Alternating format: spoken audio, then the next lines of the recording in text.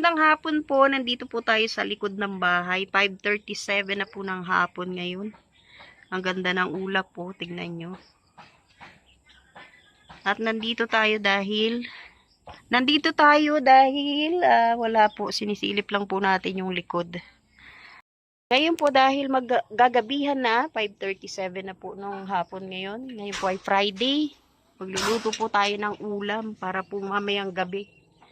Ayan, ito po itsura ng likod namin, oh. 'Di ba, madamo. Gawa po tayo ngayon ng lumpia, isdang lumpia. So ayan, nakikita nyo, pinapakuluan na po natin yung isda. At ito naman po yung kakailanganin natin para po makagawa ng lumpia. Ayan, bawang at sibuyas, patatas at saka carrots. At syempre, ito po no, lumpia wrapper. Hindi siya magiging lumpia kung walang ganito.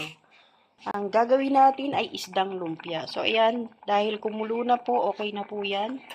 Ang gagawin natin dito, tatanggalin po natin yung mga tinik, hihimayin po natin siya, no?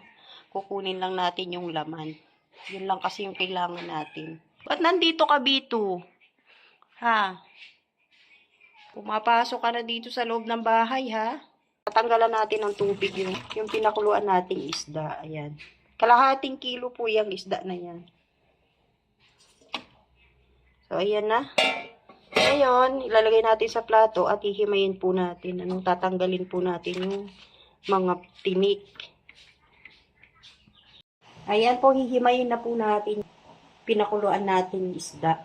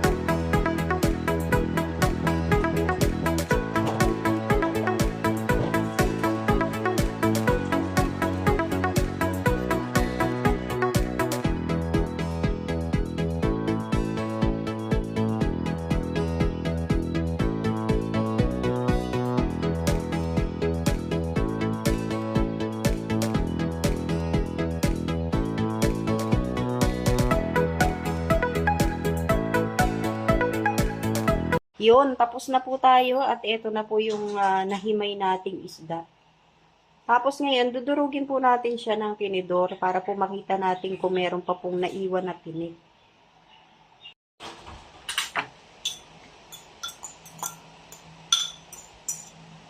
Titignan natin kung may mga tinik-tinik pa siya.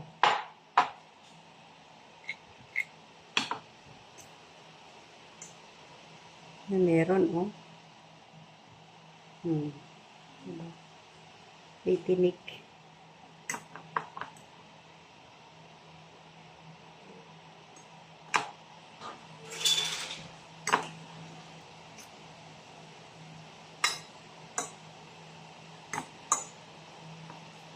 Okay na, wala naman ng masyadong tinik kasi maliliit lang naman yung isda na hinimay natin. Tapos, itabi muna natin at maghihiwa tayo ng patatas tsaka carrots.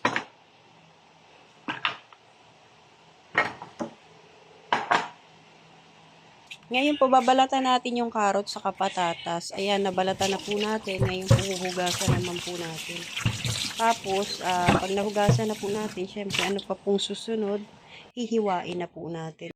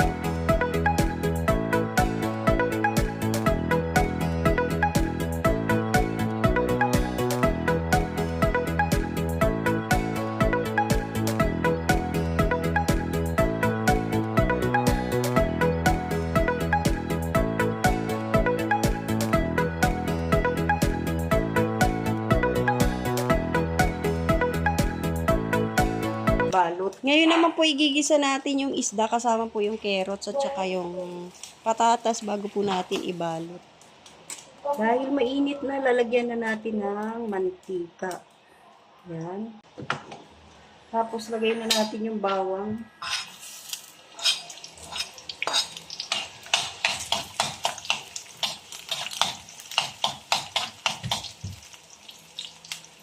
Ang bango.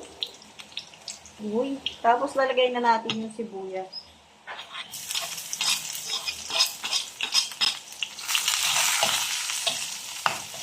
Bango. Tapos, yung carrots.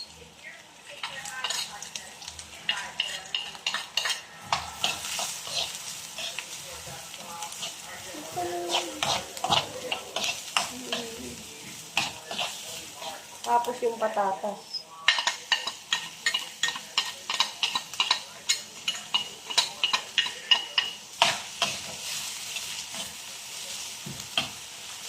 Tapos lalagay na natin yung isda na hinimay natin kanina.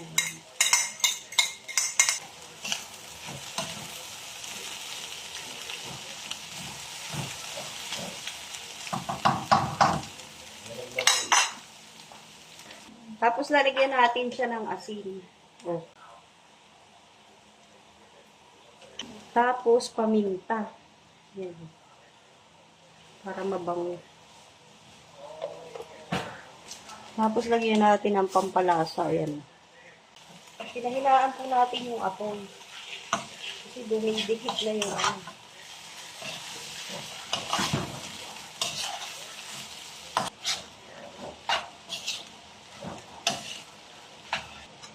Tikman ko nga.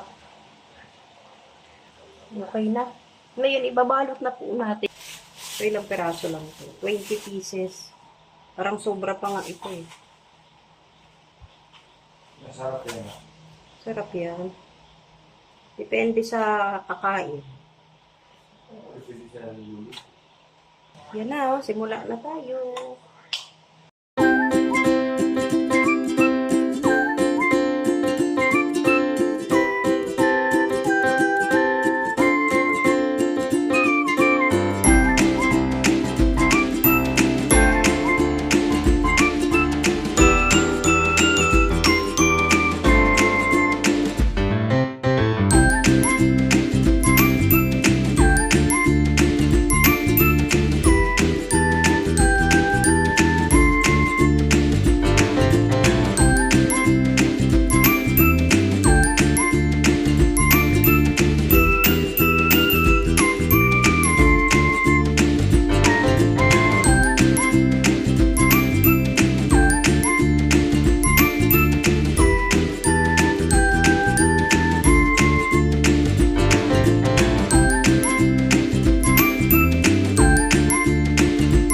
Ito na po, nabalot pa po natin yung ating lumpiang isda. Ngayon po, ipiprito naman po natin. Medyo matrabaho lang talaga to pero sulit naman. Ano naman dahil masarap.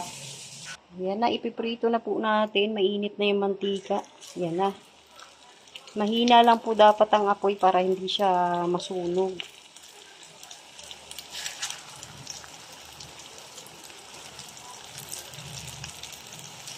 Yan na. Uy, babaliktad na natin. Medyo mamula na po siya.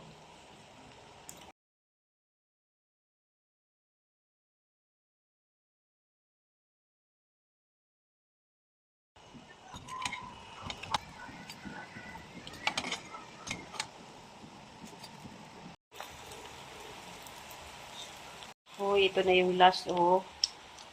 Patapos na tayo. Ito na po yung nailuto natin.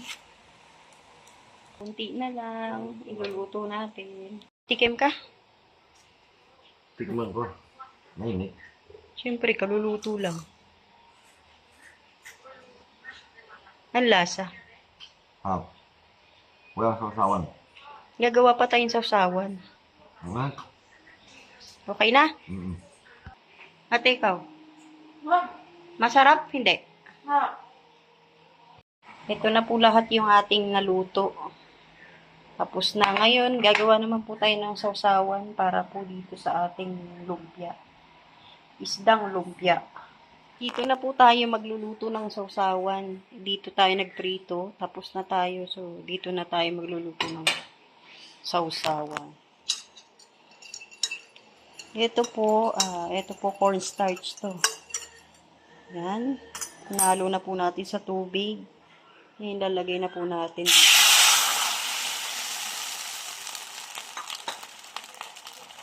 Hinaan lang po natin yung apoy. Lalagyan natin ng asukal, isang takal. Ayan. Tapos hahaluin natin ganun.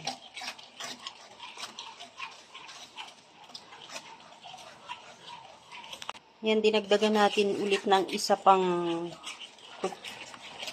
takal ng asukal. Kasi medyo matabang, no? Tinikman natin. Tapos lalagyan natin ng konting toyo.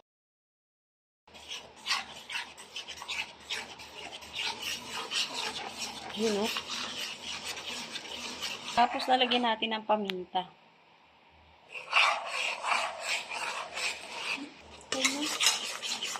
Okay na yung tamis.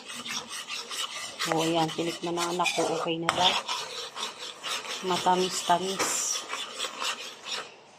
Okay na. Pwede nang kumain.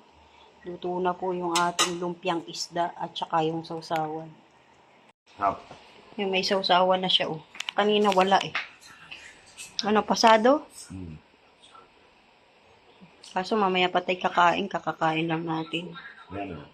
Ayan, maraming salamat po sa lahat ng manunood. Mabuhay po, magandang gabi. Sarap. Movie marathon si Pure, oh. God bless po sa lahat. Sana po nagustuhan nyo ang aking niluto, ang aming ulam for today. Shoutout kay Ate Annie. Mabuhay. God bless po.